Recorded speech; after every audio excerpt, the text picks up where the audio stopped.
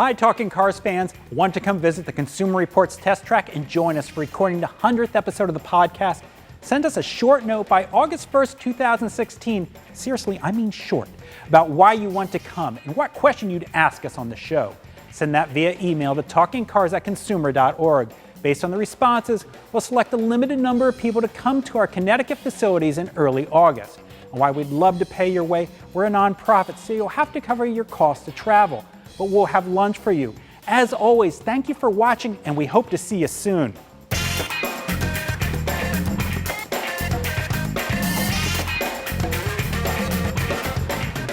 Hi, and welcome to Talking Cars with Consumer Reports. Filling in for Tom Muchler, I'm John Lincove. I'm Gabe Shenhar. And I'm Mark Recton. We have a Buick Envision sitting behind us, and we also have a Jaguar F-Pace. Both of them are red, by the way. And they compete in that kind of $45,000, $55,000, $65,000 two-row premium SUV category. Kind of two different takes on it, though. So the Buick we've had for a while, and we put a bunch of miles on it already. What's your take on it so far? So the Envision it just came out. Surprisingly, it's a 2016 model year, which is going to be pretty short. And there's one version for 2016. There's one version. Lesser versions are coming for 2017. And Buick is kind of a funny brand. It became like for General Motors the brand where they put, okay, you know what, this doesn't really fit like there's a Chevrolet or a GMC or a Cadillac or it's like a catch-all brand in a sense. So yeah, we'll give it to Buick. So it's sort of an amalgam of all kinds of products from all over the world. Right, you have your Opals, right, and now you have a Chinese-made, I'm stealing your thunder a bit, the Chinese-made Envision. Right, so regardless of where it's made, some Buick models are good, some are really not so much. All right, the Envision, it's really surprising that you can have a car that feels so clumsy and it's so roly-poly in the corners. Like a big SUV. Yeah, the wind noise, some of the things about it are so strange and surprising coming from General Motors, which has been on a string of really producing top-notch product. Really good, compelling vehicles. Mm-hmm. And the Envision is kind of an aberration. It's not, it really isn't that. So the one version they have right now for sale in 16 is a turbocharged four-cylinder, 252 horsepower, and all-wheel drive. So, did you spend some time in it recently? Well, what are your feeling? What's your feeling of it behind the wheel? I just got out of it, and while it has some things that are really great, it has the ride comfort that just floats. But everything else that goes with it, yes, the handling is really just, you can't get a good vibe from how it turns into the corner. Like you don't really know exactly where it's going. You're constantly making steering adjustments to try and keep yourself centered in the lane. The engine, 252 horsepower, should be enough to move that down the road, and yet it just sounded thrashy, just rah! Yeah. And anytime you needed that extra bit of power and it had to downshift by 2 gears instead of just 1, it was it clunked into gear. And this is not a premium product that costs $45,000. And I think that's one of the problems that any upscale brand that has a mainstream brand underneath it faces is that you have the underpinnings of Chevrolet here. How do you disguise those in such a way? And if you're a talented brand, if it's Toyota to Lexus, if it's Honda to Acura, if it's even Volkswagen up to Audi or something Volkswagen like that. to Audi, right, sure. Right. If you're good at what you can do, you get in the car and you would never think, oh, this is just a really nice rebadged Jetta, Yeah. And this, you still get the feeling like there's a lot of Chevy still lurking in it. Well, kind of on that, so where it's shooting for is your X3, your BMW X3, your Audi Q5, but when it comes in a little less, this top Premier is 45. Yeah, those it's are $45,000. Buick would love you to compare this to an Audi Q5, and I say careful what you wish for, because this is nowhere near in the same league as a BMW X3 or an Audi Q5. Or the Mercedes-Benz GLC. Right, Mercedes GLC is a very nice car. The seats are so flat in this car. The dash vents are so low, they freeze your elbow. They keep you cold here, but your head's warm the whole time. The fin finish isn't all that great. This is not really a premium product, but I think knowing that, General Motors should take these cues and make sure that the next vehicles that are developed on this, the Chevy Equinox and the GMC Terrain, are much better than Yeah, this. because they're okay vehicles. They're not on top of our ratings. You know, they're competent. Yeah, but those they are the old ones, Yeah, but they're the old the ones. next Right, ones the next will be generation, developed right? So they have based a on ways to this go one. on those. Another vehicle definitely going to get polarized opinions. The Jaguar F-Pace. So F-Pace, similar to the Discovery Sport we had, a lot of similarities there in some in interiors. They're close. They look a lot. You know, the familial features there, but different drive.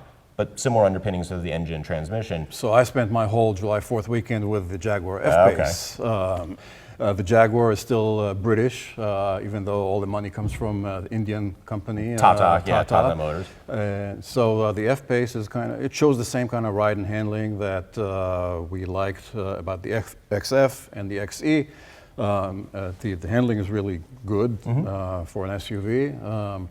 It's sport, you know. It feels it's kind a little of sporty. The It's handling very, is. I mean, it's very different than the Discovery Sport. It's a different platform. It's different vibe, different thing altogether.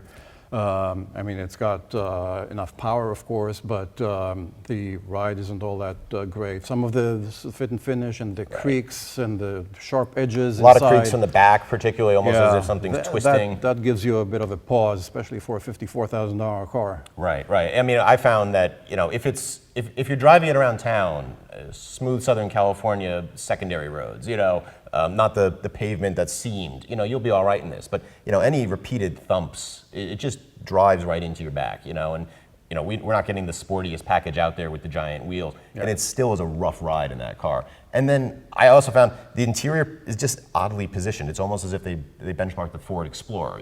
They moved you very inboard. I'm rubbing the side, and there's a ton of room here where I had to almost reach for my arm to put on the door.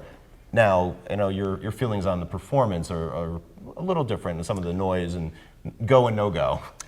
Yeah, and I felt that this, I'm going to have to disagree with Gabe. I felt it was a little underpowered. I know that the way car companies make the muffler exhaust notes, they can be artificially simulated, say. And it's very odd that a company that can make the world's coolest sounding F-type coupe sound like it's an unleashed dragon. And roaring at you Just almost. a fantastic crackling sound. And this sounds like a strangled cat. It sounds like a little Jaguar, little baby Jaguar. So it's None were harmed in this. none by were the harmed way. in the making No. of this. But the idea It's like of a blat, not a growl. it's not even a blat. It's a squeal. It does not come through with what it needs to. And I have to agree with you on the packaging side that when you get inside the car, it doesn't feel like you're sitting where you're supposed to. And the back seat as well it feels a little bit compromised. Yeah, you could fit an adult behind an adult, but not by much. Now, You have to really recline that seat. You have to really recline the seat. But the one benefit that really impressed me with the F-Pace is that because it's shaped more like a hatchback than an SUV, or as they call them in England, shooting brakes. Yeah, sure. The cargo area, while narrow top to bottom, is very deep. Yeah. And so you could carry a lot of things back there. And I think that's if you're one of those people who goes antiquing and you wish to make an arrival by showing up in a Jaguar, Sure.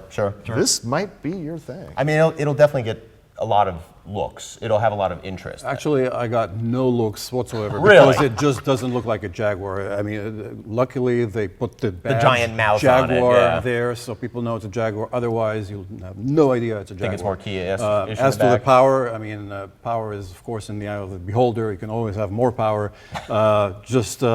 I mean, it comes with 340 horsepower, which is about 100 more horsepower than the standard engines in competitors. But yeah, It sometimes feels a little slow, particularly the downshifts. This transmission stutters a little bit, and it's not. But ready. I mean, more important than that, a Jaguar SUV. I mean, this was an unfathomable concept just a few years ago. Porsche blew that out of the water, right? So I mean, just, What's next, a Maserati SUV? The Porsche Cayenne. Everybody was like, having a heart attack. Oh my Right. God, Porsche SUV. I mean, what happened? It ended up being a huge commercial success, Sure. and any car company who's business savvy is going to have to offer a line of SUVs. That's where the And market is so it going. was inevitable that Jaguar would have an SUV. Yeah, definitely. And the Maserati you mentioned, that's for another episode. I can't believe they have a Maserati SUV. That's so. We're going to move on to a couple reader questions now. So Lils asks, I can understand you guys don't like the Volt. What I don't understand is your explanation about what makes the Volt a lesser car than the Prius. So the We don't like the Volt? Well, When we say it that? scores a little less than the Prius in our ratings. Okay. And our last episode, we talked about kind of the positives, but also the shortcomings of it, and compared to the Prius with its superior fuel economy and its roomy interior. All right, so let me clarify. We like the Volt. I mean, the Volt really works if your driving pattern is such that you're going to benefit from frequent charging and maximizing on the electric range. Right. Otherwise, in gas mode, the car gets 38 miles per gallon only, and that's compared to the Prius, which gets 52 miles per gallon overall all the time, Right. no matter what distance you're driving. And it always has heat as well, the Prius. Yeah. So you're getting, so the Prius might fit the needs of more people without any need to ever plug it in. Otherwise, the Volt, it suffers from a tight rear seat, bad Front, visibility. Yep. The interior is better than last generation. Right. They've definitely made it more of a livable vehicle. Right. But you are stuck to that wire, so to speak. If you're not charging it, you're dragging around a whole powertrain. Right. But just because it scores a couple of points less than the Prius doesn't mean we don't like it. Okay. Well, Mark, your take on it? I mean, we've had both of them. We know the Prius, certainly we put on the cover of our April issue. Sure. We're very impressed with it through our testing. It's not the sportiest, even though it's a sportier Prius. Volt Prius, what's your take on it? Well, as someone with veteran experience on Los Angeles freeways, the Prius won't get you into the carpool lane anymore, and the Volt will, because it can be driven in battery-only mode. And that's something that means a lot to Californians. And I'm not sure how many other states are going to want to expand to that sort of rule as our roadways get more and more cluttered. But the idea of if your commute is less than 50 miles and you have recharging at your place of work, you will never need to refuel your Volt during the week. And for a lot of people, that's a big deal, because if you're always having to go to the gas station every third day of work, it's a drag. Right. And at the same time, this is not a pure electric vehicle where you're worried about running out of charge. I mean, Definitely. the Nissan Leaf owners, no range anxiety. We've heard you guys. That was caught in ours.